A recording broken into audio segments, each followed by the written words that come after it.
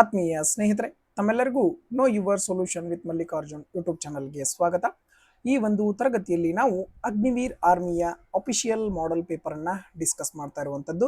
ಇದಕ್ಕಿಂತ ಮುಂಚೆ 24 ಮಾದರಿ ಪ್ರಶ್ನೆ ಪತ್ರಿಕೆಗಳು ಅಂದರೆ ನಿಮ್ಮ ಒರಿಜಿನಲ್ ಅಫಿಷಿಯಲ್ ವೆಬ್ಸೈಟ್ನಲ್ಲಿರುವಂತಹ ಮಾದರಿ ಪ್ರಶ್ನೆ ಪತ್ರಿಕೆಗಳನ್ನು ಸಾಲ್ವ್ ಮಾಡಿ ನಮ್ಮ ಯೂಟ್ಯೂಬ್ ಚಾನಲ್ನಲ್ಲಿ ಹಾಕಿರುವಂಥದ್ದು. ನೀವು ಅವನ್ನು ಕೂಡ ರೆಫರ್ ಮಾಡ್ಕೋಬಹುದು. ರೈಟ್, ಹಾಗಾದರೆ ಈ ಒಂದು ತರಗತಿಯಲ್ಲಿ ನಾವು 25ನೇ ಮಾಡೆಲ್ ಪೇಪರನ್ನು ಡಿಸ್ಕಸ್ ಮಾಡುವಂಥದ್ದು. ಮ್ಯಾಥ್ಸ್ನ 15, ರೀಸನಿಂಗ್ನ 5 ಅಂದರೆ ಒಟ್ಟಾರೆಯಾಗಿ 20 ಪ್ರಶ್ನೆಗಳನ್ನು ನಾವು ಯಾವ ರೀತಿ ಎಕ್ಸಾಮ್ನಲ್ಲಿ ಕರೆಕ್ಟಾಗಿ ಅಟೆಂಪ್ಟ್ ಮಾಡಬೇಕು ಅನ್ನೋದನ್ನು ಡಿಸ್ಕಸ್ ಮಾಡ್ತಾ ಹೋಗೋಣ.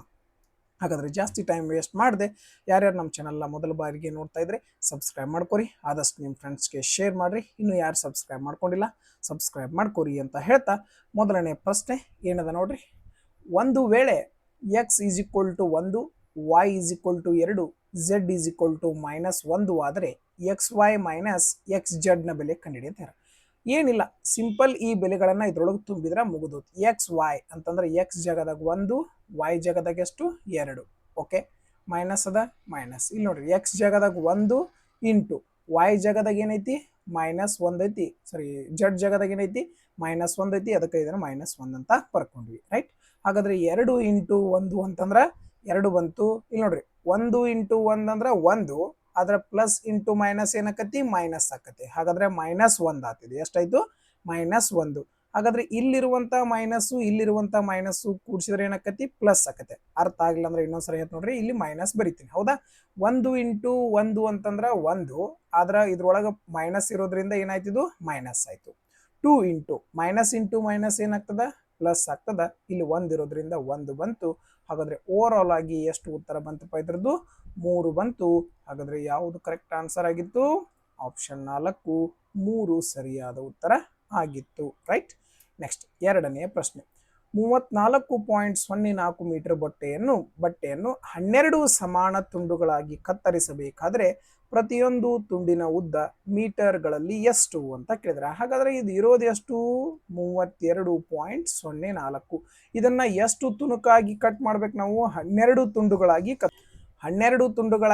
ಕತ್ತರಿಸ್ಬೇಕು. ಹಾಗಾದ್ರೆ 12 ತುಂಡುಗಳಾಗಿ ಕತ್ತರಿಸಿದ್ರೆ ಒಂದೊಂದು ಭಾಗ ಅಂತಂದ್ರೆ ಏನ್ ಮಾಡ್ಬೇಕು? ಭಾಗಿಸ್ತೀರಿ 12ರಿಂದ. ಹೌದಾ, 12 2 24, 8 ಉಳಿತು. ಈ ಪಾಯಿಂಟ್ ಅನ್ನು ಬಿಡ್ರಿ, ಆಮೇಲೆ ನೋಡೋಣ. ಓಕೆ, ಹಾಗಾದ್ರೆ 8 ಉಳಿತು. 12 6 12 5 60, 12 6 72. 72 ಅಂತಂದ್ರೆ ಎಷ್ಟು ಉಳಿತು? 8 ಉಳಿತು. 12 7 84. ಹೌದಲ್ಲ, ರೈಟ್. ಹಾಗಾದ್ರೆ ಇಲ್ಲಿ 2 ಸ್ಥಾನ ಬಿಟ್ಟು ಪಾಯಿಂಟ್ ಐತಂದ್ರೆ ಇಲ್ಲೂ ಏನ್ ಮಾಡ್ತೀರಿ? 2 ಸ್ಥಾನ ಬಿಟ್ಟು ಪಾಯಿಂಟ್ ಕೊಡ್ತೀರಿ. ಯಾವ ಆಪ್ಷನ್ ಕಾಣಿಸ್ತತಿ? 2.67. 2.67 ಆಪ್ಷನ್ 2 ಕಾಣಿಸ್ತತಿ. ಇದೇ ಸರಿಯಾದ ಉತ್ತರ ಇರುವಂತದ್ದು. ರೈಟ್, ನೆಕ್ಸ್ಟ್ 180 ಮತ್ತು 252 ನಿಖರವಾಗಿ ಭಾಗಿಸುವಂತ ಅತಿ ದೊಡ್ಡ ಸಂಖ್ಯೆ ಅಂತಂದ್ರೆ ಏನ್ ಕಂಡುಹಿಡಿಬೇಕಪ್ಪ ನಾವಿಲ್ಲಿ? ಮ ಸ ಅ ಕಂಡುಹಿಡಿಬೇಕು. ಏನ್ ಕಂಡುಹಿಡಿಬೇಕು? ಮ ಸ ಅ ಕಂಡುಹಿಡಿಬೇಕು. ಹಾಗಾದ್ರೆ ಯಾವುದೈತಿ ಅನ್ನೋದನ್ನ ಚೆಕ್ ಮಾಡ್ಬೇಕು ನಾವೀಗ. ರೈಟ್, ಹಾಗಾದ್ರೆ ದೊಡ್ಡದು ಯಾವ ಆಪ್ಷನ್ ಐತಿ? ಇದು ಆಪ್ಷನ್ ಐತಿ. ಹಾಗಾದ್ರೆ 36 ಅಂದ ತಕ್ಷಣ ನಮ್ಮ ಮೈಂಡ್ ಒಳಗೆ ಬರಬೇಕು ಯಾವ್ದ್ರಿಂದ ಬಾ ಹೋಗ್ಬೇಕು? ಇದು 5ರಿಂದ ಬಾ ಹೋಗ್ಬೇಕು. ರೈಟ್, 5ರಿಂದ ಅಲ್ಲ, ಸಾರಿ, ಅದರಿಂದ 6ರಿಂದ ಬಾ ಹೋಗ್ಬೇಕು. 6 6 36 ಬಾ ಹೋಗ್ತದೆ. ರೈಟ್, ಹಾಗಾದ್ರೆ 6ರಿಂದ ಈ ಸಂಖ್ಯೆ ಬಾ ಹೋಗ್ತದನ? ಎಸ್, ಹೋಗ್ತದ. 6ರಿಂದ ಈ ಸಂಖ್ಯೆ ಬಾ ಹೋಗ್ತದನ? ಎಸ್, ಇದು ಕೂಡ 6ರಿಂದ ಬಾ ಹೋಗ್ತದ. ಸೊ ಅಲ್ಲಿ ಚಾನ್ಸ್ ಇರುವಂತದ್ದು ಏನಪ್ಪಾ ಅಂತಂದ್ರ 36ರಿಂದ ಬಾಗ್ ಹೋಗುವಂಥದ್ದು. ಓಕೆ, ಇಲ್ಲ 18ರಿಂದನೂ ಚೆಕ್ ಮಾಡ್ಬೋದು ನಾವು. 18 2 36 ಹೋಗ್ಲು, 18 10 ಹೋಗ್ತದ, 18 1 18ರಿಂದನೂ ಕೂಡ ಈ ಸಂಖ್ಯೆ ಬಾ ಹೋಗ್ತದ. ಹಾಗಾದ್ರೆ ಎರಡೂನು ಭಾಗ ಹೊಡೆಯುವಂತ ದೊಡ್ಡ ಸಂಖ್ಯೆ ಯಾವ್ದಾಗಿತ್ತು? 36 ಆಗಿತ್ತು. ಇಲ್ಲ ಅಂದ್ರೆ ನೀವು ನಾರ್ಮಲ್ ಆಗಿ ಈ ರೀತಿಯಾಗಿ ತೆಗಿಬಹುದು. 252 ಕಾಮನ್ ಆಗಿರುವಂತಹ ಸಂಖ್ಯೆಯಿಂದ ಕಡ್ತಾ ಹೊಡ್ಕೋತ ಹೋಗ್ತೀರಿ. ಹೌದಲ್ಲ, ರೈಟ್. ಹಾಗಾದ್ರೆ ಯಾವ್ದರಿಂದ ಹೊಡಿತೀರಿ? ಮೊದ್ಲೇಕ್ 4ರಿಂದ ಹೊಡಿಬಹುದು, ಇಲ್ಲ 2ರಿಂದ ಹೊಡಿಬಹುದು, ಇಲ್ಲ ಯಾವ್ದರಿಂದ 12ರಿಂದನೂ ಹೊಡಿಬಹುದು. Okay, right. ಹಾಗಾದ್ರೆ ಈ ರೀತಿಯಾಗಿ ನಾವು ಬೇಸಿಕ್ ಇಂದನೂ ಕೂಡ ಈ ಲೆಕ್ಕವನ್ನ ಮಾಡಬಹುದು. ಬಟ್ ಬೇಸಿಕ್ ಇಂದ ಮಾಡೋ ಅವಶ್ಯಕತೆ ಇಲ್ಲ, ನಾವು ಡೈರೆಕ್ಟ್ ಆಗಿ ಇದ್ರ ಉತ್ತರವನ್ನ ಕಂಡುಹಿಡ್ಕೋಬಹುದು. ಬಟ್ ಇದು ಗೊತ್ತಾಗಿಲ್ಲ ಅಂತಂದ್ರೆ ನಾವು ಏನ್ ಚೆಕ್ ಮಾಡ್ಬೋದು ಗೊತ್ತಾನ? ನೋಡ್ರಿ, 36 ಎಷ್ಟಲೇ ಹೋಗ್ತದ? 36ರ ಅರ್ಧ 18 ಐತೆ ಅಂದ್ರೆ ಮುಂದೆ ಒಂದು 0 ಐತೆ ಅಂದ್ರೆ ಅದು 100% ಎಷ್ಟು ಪಟ್ಟಿರ್ತದ? 5ರಿಂದ ಗುಣಾಕಾರ ಆಗ್ತಿರ್ತದ. ಹೌದಾ, ಹಾಗಾದ್ರೆ ಇಲ್ಲಿ ನೆಕ್ಸ್ಟ್ ಯಾವ್ದು ಬರಬಹುದು? 6 7 42 ಬರ್ತದೆ. ಹಾಗಾದ್ರೆ 36 7 ನೋಡ್ರಿ, 7 6 42, 7 3 21 4 ಅಂದ್ರೆ 252 ಬರ್ತೈತಿ. ಹಾಗಾದ್ರೆ 5ರಿಂದನೂ ಗುಣಾಕಾರ ಆಗ್ತದ, 7ರಿಂದನೂ ಗುಣಾಕಾರ ಆಗಿ ಬರುವಂಥದ್ದು. ರೈಟ್. ನೆಕ್ಸ್ಟ್, ತಂದೆ ತಾಯಿ ಮತ್ತು ಅವರ 2 ಹೆಣ್ಣು ಮಕ್ಕಳ ಸರಾಸರಿ ವಯಸ್ಸು 32 ವರ್ಷ. ಒಬ್ಬರು ತಂದೆ ಪ್ಲಸ್ ಒಬ್ಬರು ತಾಯಿ ಪ್ಲಸ್ 2 ಮಕ್ಕಳು, ಇವ್ರದ್ದು ಸರಾಸರಿ ವಯಸ್ಸು ಕೊಟ್ರ 32 ಅಂತ. ಸರಾಸರಿ ಅಂದ್ರೆ ಒಬ್ಬೊಬ್ರದ್ದು, 32. ನಮಗೆ ಬೇಕಾಗಿದ್ದೇನು ಟೋಟಲ್, 32 ಒಬ್ಬರದಂದ್ರೆ 4 ಮಂದಿದೆ ಎಷ್ಟಾಯ್ತು, 4 2 8, 4 3 12. ಓವರ್ ಆಲ್ ಆಗಿ ಟೋಟಲ್ 4 ಮಂದಿದೆ ಎಷ್ಟಾತ್ಪ, 128 ಆಯ್ತು. ಓಕೆ. ತಂದೆ ಮತ್ತು ತಾಯಿಯ ಸರಾಸರಿ ವಯಸ್ಸು 44 ವರ್ಷ. ಹಾಗಾದ್ರೆ ಹೆಣ್ಣು ಮಕ್ಕಳ ಸರಾಸರಿ ಕಂಡಿಡಿಬೇಕು. ಹೆಣ್ಣು ಮಕ್ಕಳ ಸರಾಸರಿ ಹೆಂಗೆ ಕಂಡಿಡಿಯಕ್ಕೆ ಸಾಧ್ಯ ಐತೆ ನಾವು ತಿಳ್ಕೊರಿ. ಇವ್ರು 4 ಮಂದಿದ ಐತಿ ಇಲ್ಲಿ 128. ತಂದೆ ಮತ್ತು ತಾಯಿದ ತೆಗೆದು ಬಿಟ್ರೆ ನಮಗೆ ಹೆಣ್ಣು ಮಕ್ಕಳದ್ದು ಸಿಗ್ತದೆ, ಹೌದಲ್ಲ? ರೈಟ್. ಹಾಗಾದ್ರೆ ತಂದೆ ತಾಯಿಯ ಸರಾಸರಿ ಅಂದ್ರೆ ಒಬ್ಬೊಬ್ಬರದ್ದು 44 ಐತಿ, ತಂದೆ ಮತ್ತು ತಾಯಿದ ಇಬ್ಬರದು ಕೂಡಿ ಎಷ್ಟು ಇರ್ತದೆ ನೀವ ಹೇಳ್ರಿ, 88 ಇರ್ತದೆ, ಹೌದಲ್ಲ? ಹಾಗಾದ್ರೆ ಉಳಿತು ಎಷ್ಟಪ್ಪ, 48. ಇದೇ ಯಾರ್ದಿರ್ತದೆ, ತಂದೆ ಮತ್ತು ತಾಯಿ ತಗದ್ರ ಯಾರ್ದಿರ್ತದೆ, ಇದ 2 ಮಕ್ಕಳದಿರ್ತದ. ಯಾರ್ದಿರ್ತದ, 2 ಮಕ್ಕಳದು. ಇವ್ರದ್ದು ಮಕ್ಕಳದ ಮೊತ್ತ ಅಂತ ಕೇಳಿದ್ರೆ ನಾವ್ ಏನಂತ ಆನ್ಸರ್ ಹಾಕ್ತಿದ್ವಿ, 48 ಹಾಕ್ತಿದ್ವಿ. ಆದ್ರೆ ಇಲ್ಲಿ ಏನ್ ಕೇಳಿದ್ರು, ಮಕ್ಕಳ ಸರಾಸರಿ. ಸರಾಸರಿ ಅಂದ್ರೆ ಎಷ್ಟು ಜನ ಇರ್ತಾರೋ ಅಷ್ಟು ಜನರಿಗೆ ಹಂಚಬೇಕು. ಇವ್ರು 2 ಮಕ್ಕಳು ಇರೋದ್ರಿಂದ 2ರಿಂದ ಭಾಗಿಸಿದ್ರೆ ಎಷ್ಟು ಬರ್ತದಪ್ಪ, 24. ಸಾರಿ ಇಲ್ಲಿ ಮಿಸ್ಟೇಕ್, ಕ್ಯಾಲ್ಕುಲೇಷನ್ ಎರರ್ ಆಗೈತೆ ನೋಡ್ರಿ. 8 8 ಹೋದ್ರೆ 0 ಬರಬೇಕು. 2ರಿಂದ ಭಾಗಿಸಿದ್ರೆ ಎಷ್ಟು ಬಂತಪ್ಪ, 20 ಬರ್ತದ. ಹಾಗಾದ್ರೆ ಯಾವುದು ಕರೆಕ್ಟ್ ಆನ್ಸರ್ ಆಗಿತ್ತು, ಆಪ್ಷನ್ 3, 20 ವರ್ಷಗಳು ಸರಿಯಾದ ಉತ್ತರ ಆಗಿತ್ತು. ರೈಟ್. ನೆಕ್ಸ್ಟ್ ಕ್ವಶನ್, 3 ಗಂಟೆಗಳಲ್ಲಿ ನಿರ್ದಿಷ್ಟ ದೂರವನ್ನು ಕ್ರಮಿಸುವ ಟ್ರಕ್ನ ಸರಾಸರಿ ವೇಗ 64 ಕಿಲೋಮೀಟರ್ ಪ್ರತಿ ಗಂಟೆ. ಓಕೆ. ಅದು ಮೊದಲ 2 ಗಂಟೆಗಳಲ್ಲಿ 120 ಕಿಲೋಮೀಟರ್ ದೂರವನ್ನು ಕ್ರಮಿಸಿದರೆ ಕೊನೆಯ ಗಂಟೆಯಲ್ಲಿ ಅದು ಎಷ್ಟು ದೂರವನ್ನ ಕ್ರಮಿಸಿತು. ಕೊನೆಯ ಗಂಟೆಯಲ್ಲಿ ಅಂದ್ರೆ ಲಾಸ್ಟ್ 1 ತಾಸಿನಾಗ ಎಷ್ಟು ಸ್ಪೀಡ್ ಹೋಗೈತಿ ಅನ್ನೋದನ್ನ ಕಂಡುಹಿಡಿಬೇಕು ನಾವು. ನೋಡ್ರಿ, ಇಲ್ಲಿ ನಾವು ಏನ್ ಮಾಡ್ಬೇಕು ಗೊತ್ತು, ಟೋಟಲ್ 1 ತಾಸಿಗೆ 64 ಕಿಲೋಮೀಟರ್ ಸರಾಸರಿ ವೇಗವಾಗಿ ಹೋಗಿತ್ತಂದ್ರೆ ಅದು ಎಷ್ಟು ತಾಸಿನಾಗ ಹೋಗಿ ಮುಟ್ತಿತ್ತು, 3 ಗಂಟೆಗಳಲ್ಲಿ ಕರೆಕ್ಟ್ ಆಗಿ ಹೋಗಿ ಮುಟ್ತಿತ್ತು.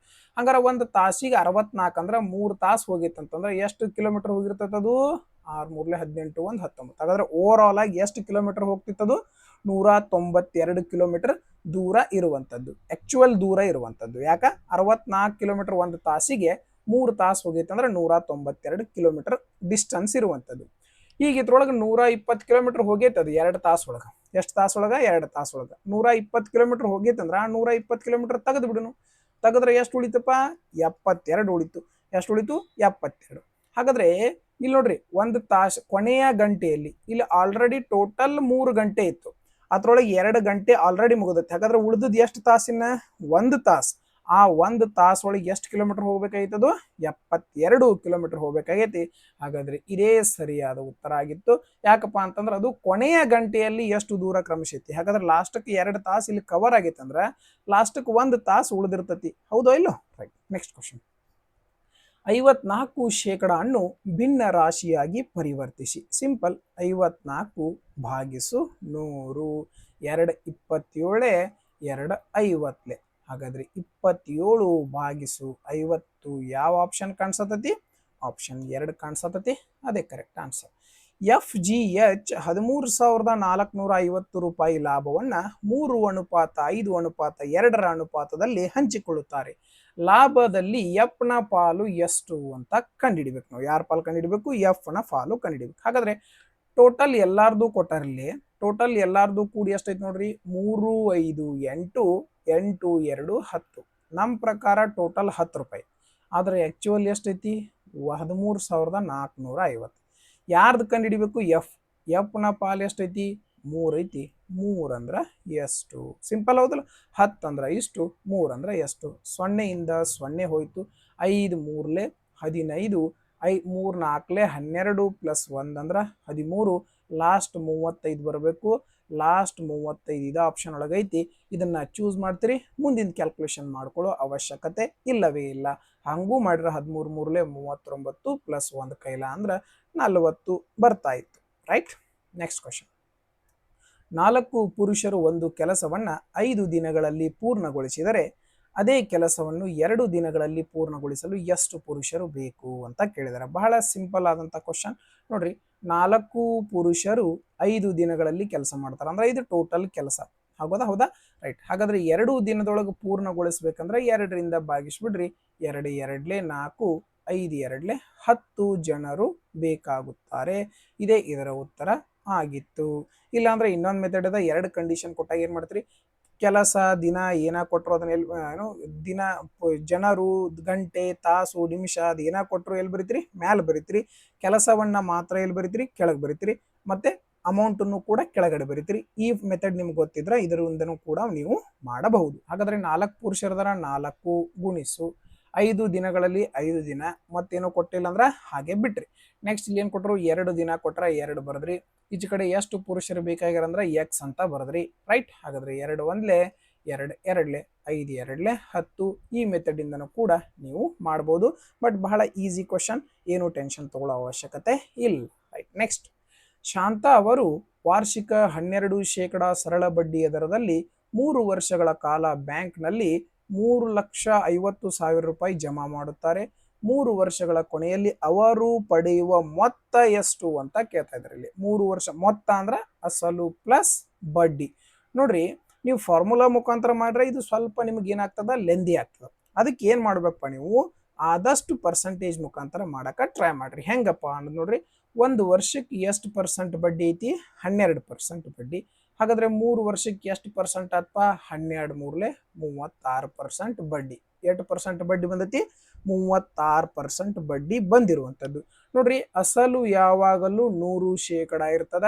ಬಡ್ಡಿ 36% ಬಂದೈತೆ ಅಂದ್ರ ಅಸಲು ಪ್ಲಸ್ ಬಡ್ಡಿ ಎಷ್ಟು ಪರ್ಸೆಂಟೇಜ್ ಆಯ್ತು ನೀವ ಹೇಳ್ರಿ. ಮೊತ್ತ 136% ಆಯ್ತು. ಮುಗ್ದ ಹೋತ್ ನಮ್ ಲೆಕ್ಕ.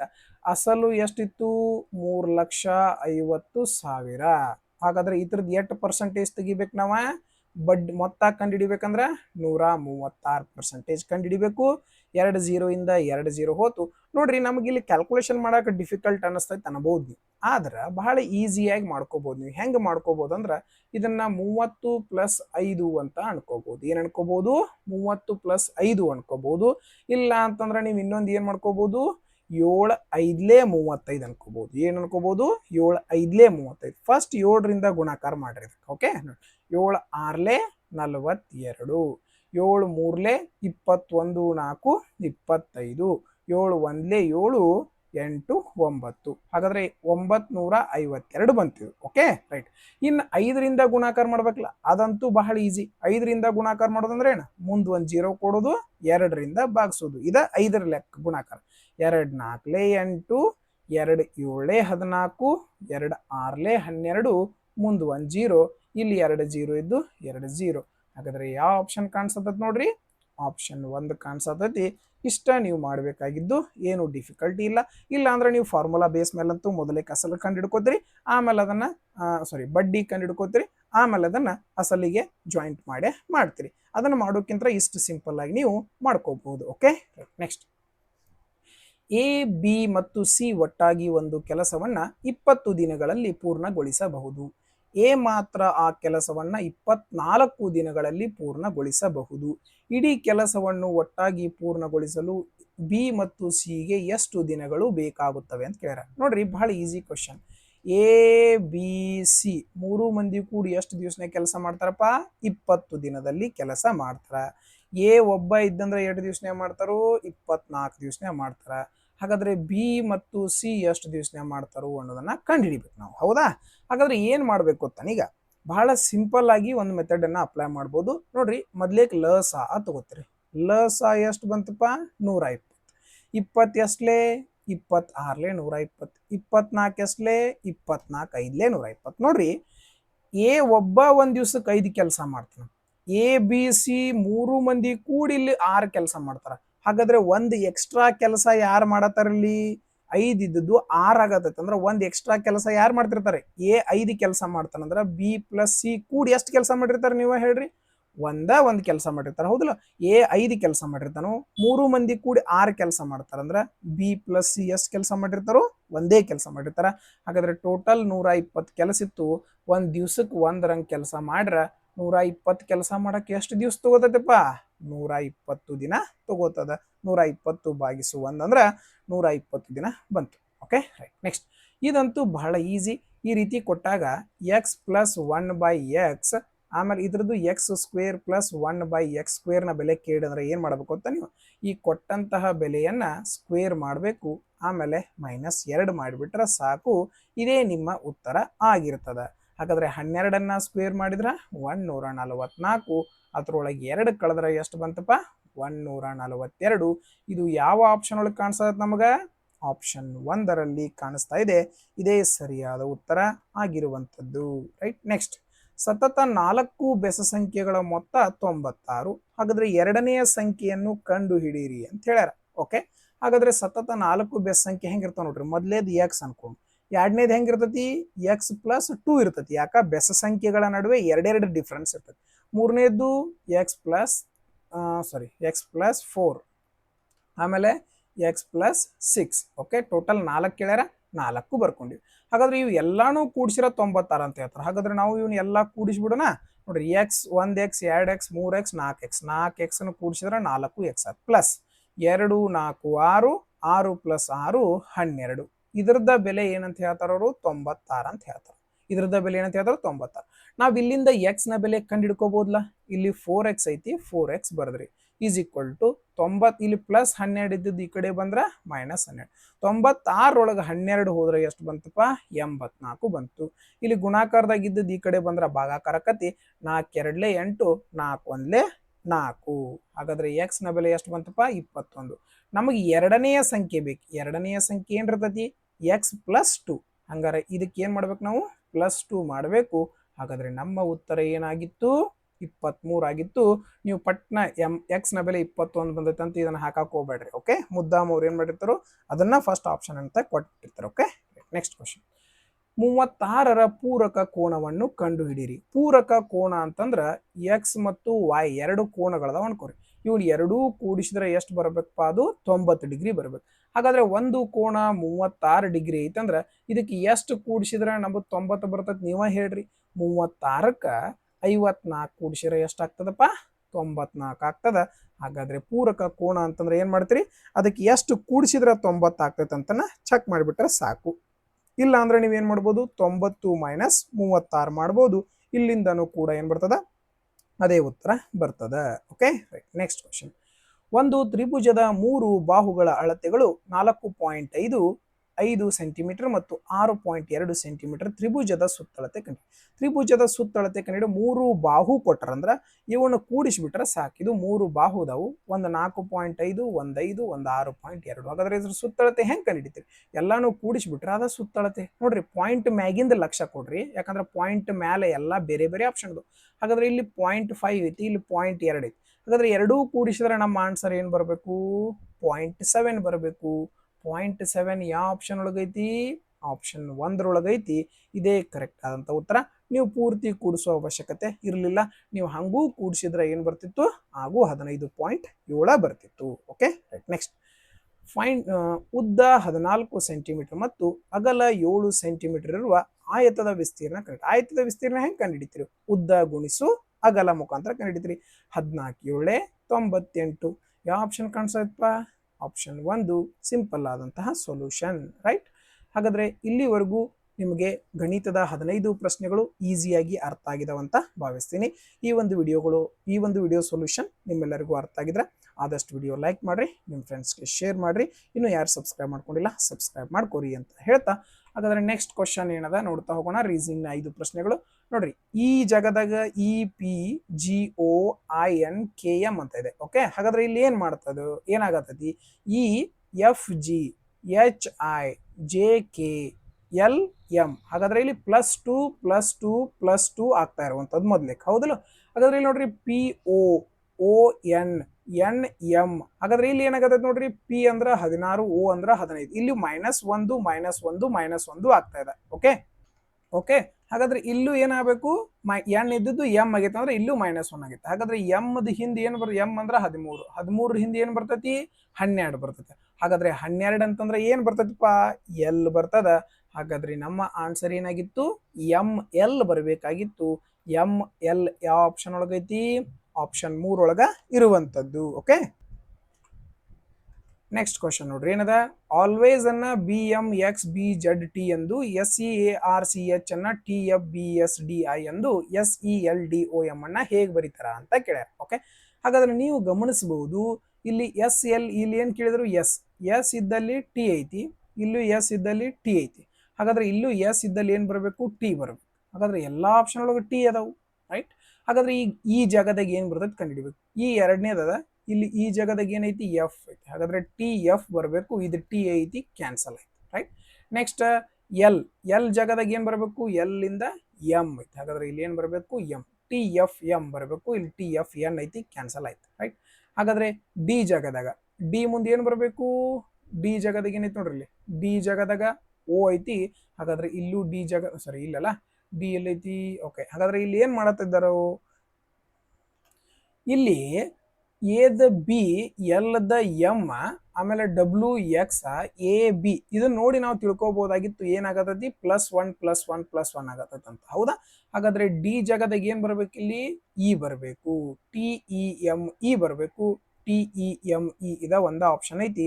ಇಲ್ಲಿ ಯಾವುದು ಆಪ್ಷನ್ 4 ಕರೆಕ್ಟ್ ಆನ್ಸರ್ ಆಗಿತ್ತು. ಹಾಗಾದ್ರೆ ಇಲ್ಲಿ ಏನಾಗತೈತಿ, ಎಲ್ಲಾ ಆಲ್ಫಾಬೆಟ್ಸ್ಗೆ +1+1+1+1 ಆಗ್ತಾ ಇರುವಂತದ್ದು. ಓಕೆ, ನೆಕ್ಸ್ಟ್ ಡಿಕ್ಷನರಿ ಆರ್ಡರ್ ಒಳಗ ಜೋಡಿಸ್ಬೇಕು. ಹಾಗಾದ್ರೆ ಫಸ್ಟ್ ಎಸ್ ಅಂತಂದ್ರೆ ಏನ್ ಬರ್ತೈತಿ, 19, ಎಸ್ ಅಂದ್ರ 19, ಎನ್ ಅಂದ್ರ 14, ಸಿ ಅಂದ್ರ 3, ಎಲ್ ಅಂತಂದ್ರ 12. ಫಸ್ಟ್ 4ನೇದು ಬರಬೇಕು. ಹಾಗಾದ್ರೆ ಎಲ್ಲಾದ್ರೊಳಗೆ ಏನದವು, 4ನೇದವು.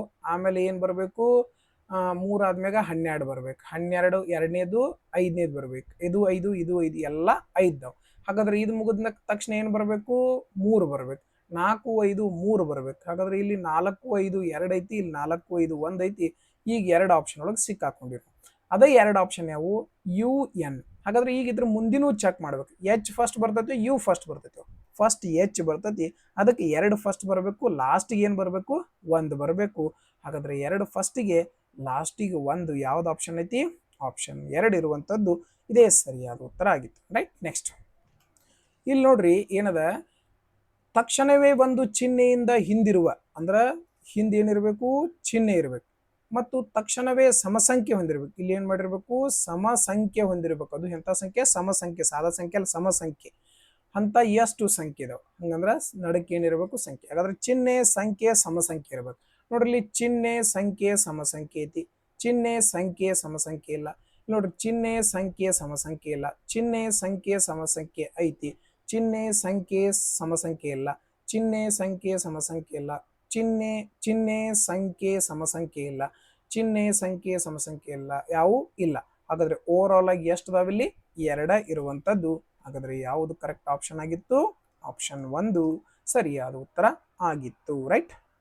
ಇಲ್ಲಿ ನೋಡ್ರಿ ಏನಾಗತ್ತೆ, RAINQZHM STARRSZQ LOAF ಏನಾಗ್ತತಿ ಅಂತ ಕೇಳಿದಾರೆ. ಓಕೆ, ಹಾಗಾದ್ರೆ ಇಲ್ಲಿ ಏನಾಗತ್ತೆ ನೋಡ್ರಿ, ಆರ್ ಇದ್ದದ್ದು ಕ್ಯೂ ಆಗೈತಿ, ಎಸ್ ಇದ್ದದ್ದು ಆರ್ ಆಗೈತಿ. ಓಕೆ, ಹಾಗಾದ್ರೆ -1 ಆಗೈತಿ. ಇಲ್ಲಿ ಏನಾಗೈತಿ, -1. ಯಾಕೆ, ಆರ್ ಅಂದ್ರ 18, ಕ್ಯೂ ಅಂದ್ರ 17, ಎ ಅಂದ್ರ 1, ಜೆಡ್ ಅಂದ್ರ 26, ಐ ಅಂತಂದ್ರ 9, ಎಚ್ ಅಂದ್ರ 8, ಎನ್ ಅಂದ್ರ 14, ಎಂ ಅಂದ್ರ 13. ಹಾಗಾದ್ರೆ ಇಲ್ಲಿ ಏನಾಗತ್ತೈತಿ, ಪ್ರತಿಯೊಂದಕ್ಕೂ -1 ಆಗತೈತಿ. ಇಲ್ಲಿ ನೋಡ್ರಿ, ಎಸ್ ಅಂದ್ರ 19, ಆರ್ ಅಂದ್ರ 18, ಟಿ ಅಂದ್ರ 20, ಎಸ್ ಅಂದ್ರ 19, ಎ ಅಂದ್ರ 1, ಜೆಡ್ ಅಂದ್ರ 24, ಆರ್ ಅಂದ್ರ 17, ಆರ್ ಅಂದ್ರ 18, ಕ್ಯೂ ಅಂದ್ರ 17, ರೈಟ್. ಹಾಗಾದ್ರೆ -1 ಆಗತೈತಿ.